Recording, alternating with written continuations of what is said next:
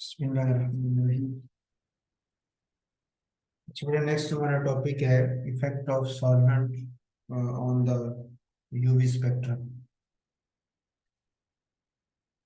Solvents के हवाले से हम एक बात लिखते हैं कि चॉइस ऑफ सॉल्वेंट जो है वो काफ़ी इम्पोर्टेंट होती है हमारे लिए। क्योंकि सॉल्वेंट जो आपने जो सैंपल आपका है वो आपने जब सॉल्वेंट में डिसॉल्व करके उसका क्योंकि हमने पढ़ा है जो आपका यूवी स्पेक्ट्रोफोटोमीटर है उसके लिए हमने जो सैंपल लेना है वो वेरी वेरी डाइल्यूट होना चाहिए, तभी वो बियर लेमन लॉ को ओबे करता है। तो वेरी वेरी डाइल्यूट बनाने के लिए हमें सॉल्वेंट की जरूरत पड़ेगी सॉल्वेंट जरूर करना है। अच्छा, सॉल्वेंट में फिर नॉन पोलर भी होते हैं, पोलर भी होते हैं। नॉन पोलर का इंटरेक्शन और है, पोलर का और है, जिसकी वजह से वो जो एनर्जी लेवल्स हैं उनको वो डिस्टर्ब कर देते हैं, किसी का गैप बढ़ा देते हैं, किसी का कम कर देते हैं, जिसकी वजह से वो हमारी जो एब्जॉर्प्शन है वो भी चेंज हो जाती है। तो इसलिए सॉल्वेंट का इफेक्ट काफी इम्पोर्टेंट है और वो काफी वैल्यू रखता है। उसमें पहला पॉइंट तो हम ये लिखते हैं कि सॉल्वेंट का इफेक्ट काफी इम्पोर्टेंट है। दूसरा पॉइंट हम ये लिखते हैं कि गुड सॉल्वेंट, जैसा कि ना गुड सॉल्वेंट जो लिखा हुआ है, तो गुड सॉल्वेंट कौन सा होता है ना, उसमें क्या खूबियां होनी चाहिए। उसमें पहला पॉइंट इस पे फर्स्ट पैराग्राफ में इसने मेंशन किया है कि इसे should not absorb in the same region, कि जिस रीजन में आपका वो सैंपल कंपाउंड एब्जॉर्प्शन शो करता है, जैसे वो एब्जॉर्प्शन शो कर रहा है 300 से 400 की रेंज में, तो मैं ऐसा सॉल्वेंट लूं कि जो 200 से 300 यानी उसकी रेंज हट के हो। अगर वो एब्जॉर्प्शन शो करता है, ऑब्जर्व उसने करनी तो है, तो जो एब्जॉर्प्शन शो करता है तो वो उस रेंज से हट के हो जिस रेंज में मेरा कंपाउंड या सैंपल कर रहा है, तो फिर हमारे लिए वो इतना इशू नहीं रहता उसके लिए, और इजीली हम जो है ना स्पेक्ट्रा हासिल कर लेते हैं और उसको रिजल्ट अखज कर लेते हैं। तो ये पॉइंट उसमें आ जाता है। तो एक तो ये हो गया जी, गुड सॉल्वेंट के वो उसमें सेम रीजन में एब्जॉर्ब ना करे। इसके लिए फिर हम करते हैं क्या है कि हम नॉन कॉन्जुगेटेड सिस्टम ले लेते हैं। नॉन कॉन्जुगेटेड जो हमारे हैं वो सॉल्वेंट ले लें, क्योंकि वो फिर लोअर वैल्यू, जैसे ये देखें ना, एथनॉल है 205 पे है, एन हेक्सेन 201 पे है, ठीक हो गया। या इसी तरह आपका वाटर है वो 190 के ऊपर है, तो ये बहुत लो वैल्यू रख रहे हैं, ठीक हो गया। और वो जो दूसरे आपके हैं, जो सैंपल आपका होगा वो हाई वैल्यू रख रहा होगा, ठीक हो गया।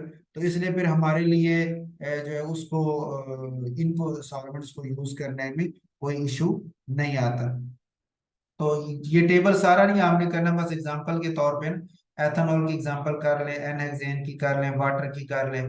तो तीन आप इसमें एग्जांपल्स ले लें जो इस पॉइंट को बताने के लिए ना, फर्स्ट वाला पॉइंट जो, ठीक है जी। सेकंड हमारे पास क्या है कि आप सॉल्वेंट जो ले रहे हैं, ये second criteria for a good solvent जो है ना, उसमें आप मेंशन करते हैं कि भी वो हाइड्रोजन बॉन्डिंग ना बनाता, नॉन पोलर सॉल्वेंट ले लें, ताकि वो हाइड्रोजन बॉन्डिंग वगैरह ना बनाए, क्योंकि वो स्ट्रॉन्ग इंटरेक्शन नहीं शो करेगा। तो फिर हमारा जो स्पेक्ट्रा बिल्कुल ऐसे आएगा जैसे ये नीचे शो किया ना। ये स्पेक्ट्रा है फिनोल का, फिनोल कंपाउंड का स्पेक्ट्रा लिया हुआ है। एक लिया हुआ है आइसो ऑक्टेन सॉल्वेंट के अंदर, एक लिया हुआ है एथानोल सॉल्वेंट के अंदर।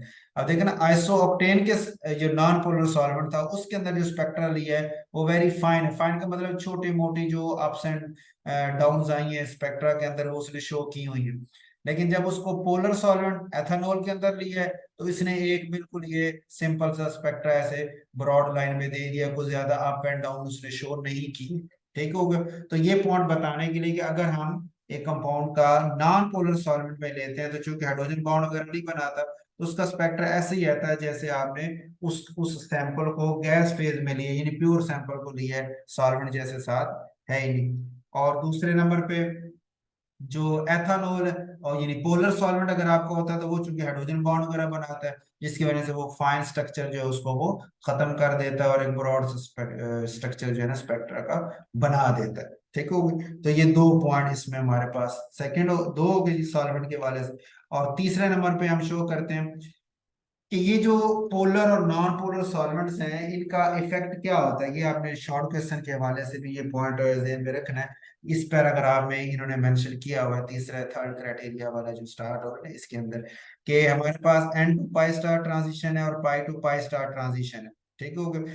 तो जो पोलर मॉलिक्यूल्स हैं, पोलर सॉल्वेंट्स होते हैं, वो n to pi star transitions को शॉर्टर वेवलेंथ की तरफ शिफ्ट कर देते हैं, जबकि वो पाई टू पाई स्टार जो ट्रांजिशन हैं उनको वो लॉन्गर वेवलेंथ की तरफ शिफ्ट कर देते हैं।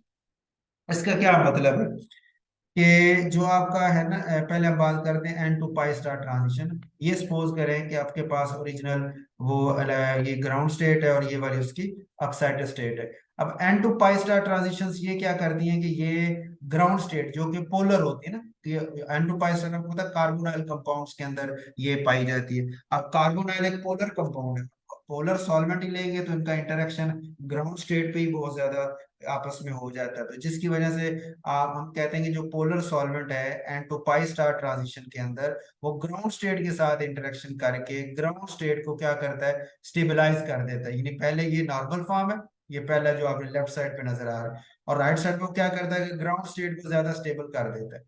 यानी उसके साथ इंटरेक्शन करेगा तो स्टेबल करने का मतलब उसको ऊपर एनर्जी से नीचे ले आता है। अब नीचे लाने का मतलब ये जो गैप है ये अब ज्यादा हो गया।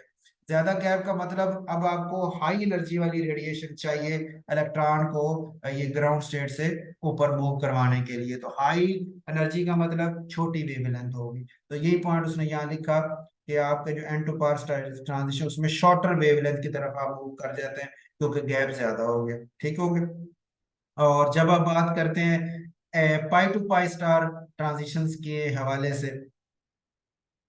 तो उसमें हमारे पास ये पॉइंट आपका है पाई टू पाई स्टार ट्रांजिशन में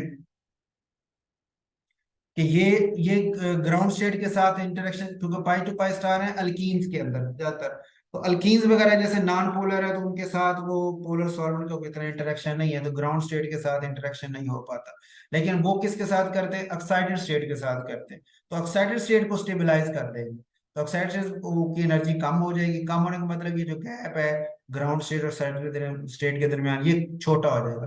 तो गैप छोटा होने का मतलब कि आपकी जो वेवलेंथ जो चाहिए वो हमें लार्ज चाहिए, तो इतनी ज्यादा एनर्जी नहीं चाहिए, थोड़ी एनर्जी रिक्वायर है। और थोड़ी एनर्जी का मतलब लार्ज वेवलेंथ वाली रेडिएशन काफी है, तो इसलिए फिर हम कहते हैं पाई टू पाई ट्रांस ट्रांस जो स्टार ट्रांजिशन है ये हमें लॉन्गर वेवलेंथ की तरफ मूव कर देती है। ठीक हो गया। तो ये हमारे पास इसका इफेक्ट हो जाता है आपका सॉल्वेंट का। अच्छा, इसी सॉल्वेंट के इफेक्ट के नीचे ही हम ये बात कर लेते हैं कि ये जो क्रोमोफोर होते हैं, क्रोमोफोर आपके, और उसके साथ फिर ऑक्सोक्रोम होते हैं।